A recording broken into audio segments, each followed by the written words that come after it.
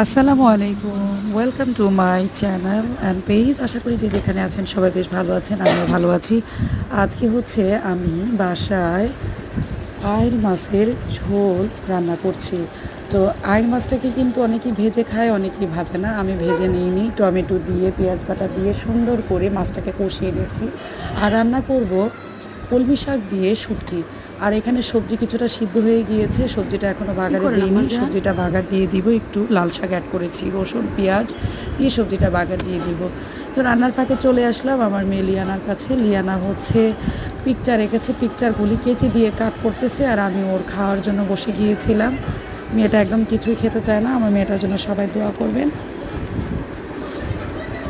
সব প্রকার বালা মুসিবত থেকে যেন আল্লাহ হেফাজত করে। যে সকালবেলা হচ্ছে একটু স্যুপ নুডলসের মতো করে নেই, আর একটু ডিম সিদ্ধ করে নেই, আর হচ্ছে একটু খাওয়াই দিচ্ছিলাম। আর হচ্ছে সে খেলনা টেলনা নিয়ে বসে গেছে, তার কত রকমের খেলনা, তার আলাদা খেলনার বক্স আছে, তার রাখার জায়গা আছে সুন্দর করে। সে ওখানে রাখে, সময় মতো হলে খেলে, আবার রেখে দেয়।